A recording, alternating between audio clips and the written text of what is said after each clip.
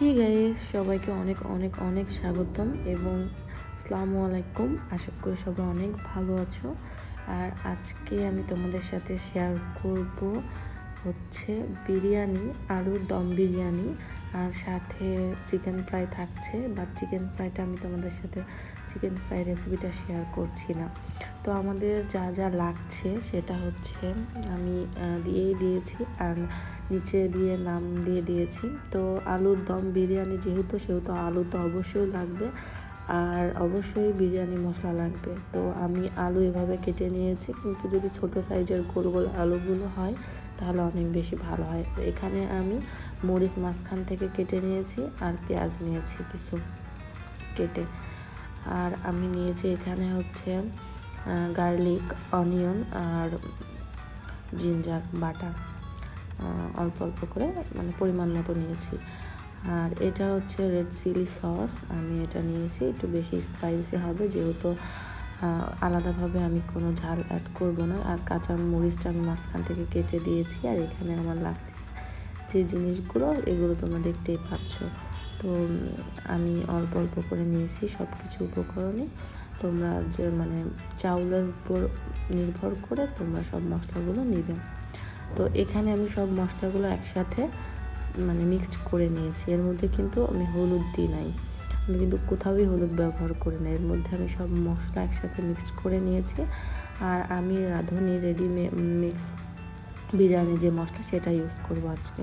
আর আমি অনেক সময় আমার বিরিয়ানিতে আমি অনেক কিছু মানে বিরিয়ানি মশলা ইউজ করি, বাট রাঁধুনিটাই করা হয়। বাট রাঁধুনির বিভিন্ন টাইপের মশলা আছে, সেগুলো ইউজ করি। তো আমি একটা প্যানের মধ্যে আমি তেল দিয়ে দেব, দিয়ে আমি আলুগুলো সুন্দর করে ভেজে নেব।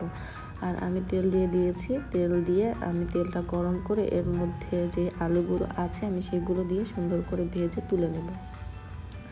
যেহেতু আলুর দম বিরিয়ানি সেহেতু কিন্তু আলু তো অবশ্যই লাগবে। আর আসলে আমরা সবসময় ভাবি যে চিকেন বা বিফ বা মাটন এগুলোরই আসলে বিরিয়ানি হয় না। আসলে অনেকেই এই বিরিয়ানিটাও অনেক পছন্দ করে, আলুর দম বিরিয়ানি বা এগ মানে ডিমের দম বিরিয়ানি, এগুলো অনেক টেস্টি হয়। তো আমি এমনি থেকে বিরিয়ানি করলে সবসময় আলু ইউজ করা হয়, কিন্তু আজকে আমি শুধু আলু দিয়েই করব। সাথে আমাদের অন্য একটা আইটেম থাকছে, সেটা হচ্ছে চিকেন ফ্রাই থাকছে, আমি আলাদা করে সেটা করে নিয়েছি। তো আজকে যেহেতু শুক্রবার, আর প্রতি শুক্রবারে আমি কিছু না কিছু করে থাকি, নতুন কোনো কিছু করে থাকি। আর শুক্রবার মানে আমাদের ঈদ, আমার মনে হয় শুক্রবার মানে আমাদের কাছে একটি স্পেশাল ডে। যদিও বা সব দিনই স্পেশাল, তারপর শুক্রবারটা একটু বেশি, জুম্মার দিন, সেই জন্য একটু বেশি স্পেশাল আমাদের কাছে।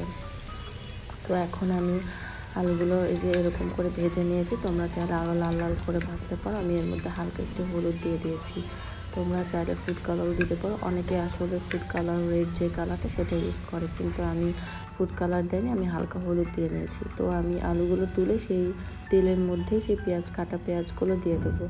আর কাটা পেঁয়াজগুলো আমি একটু ভেজে বেরেস্তা টাইপের করে নেব। অতটা বেশি ভাজবো না, হালকা একটু মানে বেরেস্তা হতে যতটা হয় তার থেকে একটু কম ভেজে আমি এগুলো তুলে নেব। তো আমি এখন তেলের মধ্যে দিয়ে দিচ্ছি। আমার ভাই কিন্তু নামাজ পড়তে চলে গিয়েছে, আর আমি এটা রান্না করে আমি গোসল করবো। আর মানে বললামই তোমাদের যে আমাদের কাছে ঈদ মনে হয় শুক্রবার যেহেতু। তো আমি সুন্দর করে এগুলো ভেজে নেব। ভেজে আমি একটা পাত্রে তুলে তারপরে আমি হচ্ছে এর মধ্যে বাকি মশলাটা দিয়ে দেবো। তোমরা দেখতেই থাকো, দেখতে পাবে। আর গাইস, এর মধ্যে বলি প্লিজ আমার চ্যানেলটা সাবস্ক্রাইব করবা, শেয়ার অ্যান্ড কমেন্টস করতে কিন্তু একদম ভুলো না। আমি একদমই নতুন, মানে তোমরা আমার সাবস্ক্রাইবার দেখলেই বুঝতে পারবে আমার চ্যানেলটা আসলে একদমই নতুন। চেষ্টা করছি, তারপরেও আসলে আমি সেইভাবে কারোর কাছে বলি না যে আমাকে সাবস্ক্রাইব করো। মানে যতটা নিজের ভিডিওর মধ্যে পারি আমি বলি।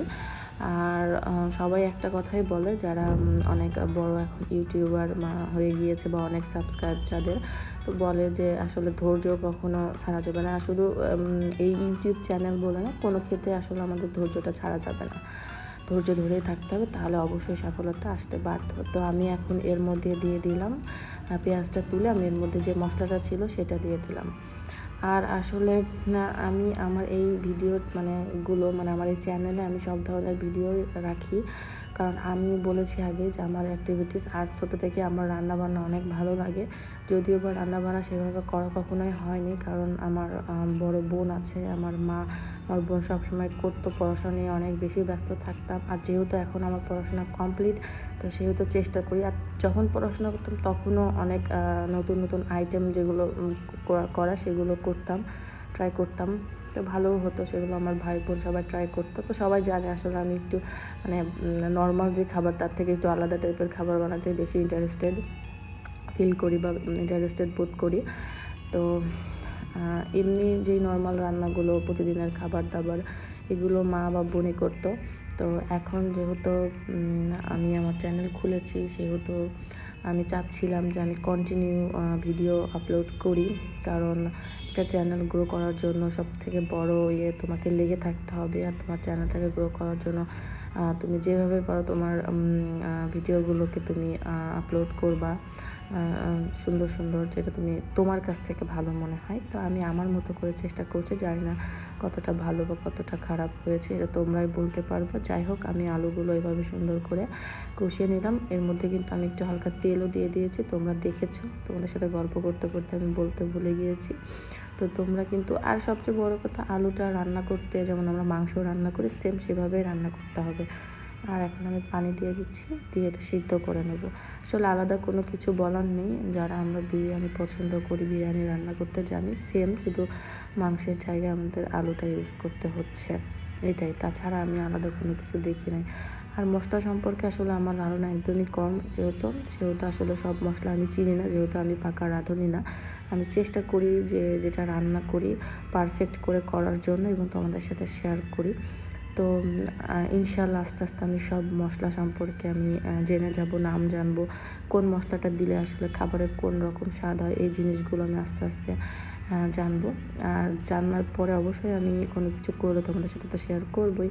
তো আমি এর মধ্যে মাঝখান থেকে কাটা যে ঝালগুলো আর রসুন দিয়ে দিলাম, কারণ রসুন হার্টের জন্য অনেক ভালো, আর রসুন আমার খুবই পছন্দের একটা খাবার। তো এই আস্ত রসুনগুলো দিচ্ছি এই জন্য, যাতে ভাতের সাথে মানে আমার প্লেটে পড়লে আমি খেতে পারি। আর আমার ভাই এগুলো খায় না, আমার মা পছন্দ করে, কিন্তু ওর প্লেটে পড়লেও আমাকে দিয়ে দেয়, এই জন্য আমি আস্ত রসুনগুলো দিচ্ছি। এটা তোমরা নাও দিতে পারো, এটা দেওয়া কোনো বাধ্যতামূলক কোনো কিছু না। আর আমি এখন এটা হয়ে গিয়েছে, সেই জন্য আমি লাস্ট পর্যায়ে ভাত অ্যাড করার আগে আমি এখন দিয়ে দিচ্ছি বিরিয়ানি যে মশলাটা, এটা দিয়ে আমি একটু সুন্দর করে নেড়ে দেবো, দিয়ে ঢেকে দেবো। তারপরে আমি ঢাকনাটা তুলে আমি ভাত অ্যাড করবো। তো এই তো দেখতেই পাচ্ছ, আমি আলাদা করে ভাতটা আগেই করে রেখে দিয়েছিলাম সিদ্ধ করে। এটা কিন্তু সম্পূর্ণ করা যাবে না, জাস্ট এটা করতে হবে হচ্ছে 70 বা 80% আমাদের ভাতটা সিদ্ধ করে নিতে হবে। তো সিদ্ধ করে আমি পানি ঝরানোর জন্য রেখে দিয়েছিলাম। তো এখন আমি দিয়ে দিচ্ছি, এভাবে আমি সুন্দর করে ছিটিয়ে ভাতগুলো দিয়ে দিব এই আলুর তরকারিটার মধ্যে। যেই বিরিয়ানি রান্না করার জন্য যেই আলুর দমটা মানে তৈরি করেছি, তো আমি এভাবে সুন্দর করে চারিদিকে ছিটিয়ে দিব।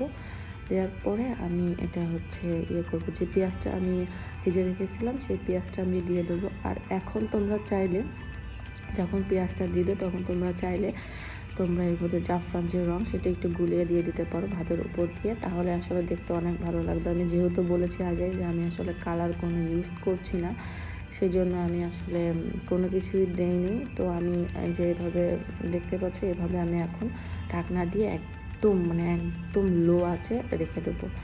আর লো আছে অনেকক্ষণ রেখে দেবো, যতক্ষণ না মানে আমার কাছে মনে হয় এটা ঠিক হয়েছে। তো এই তো দেখতেই পাচ্ছ আমার আলুর দমের বিরিয়ানি রেডি। সবাই ভালো থেকো, আমার চ্যানেলটা সাবস্ক্রাইব করো। ধন্যবাদ সবাইকে ভিডিওটি দেখার জন্য।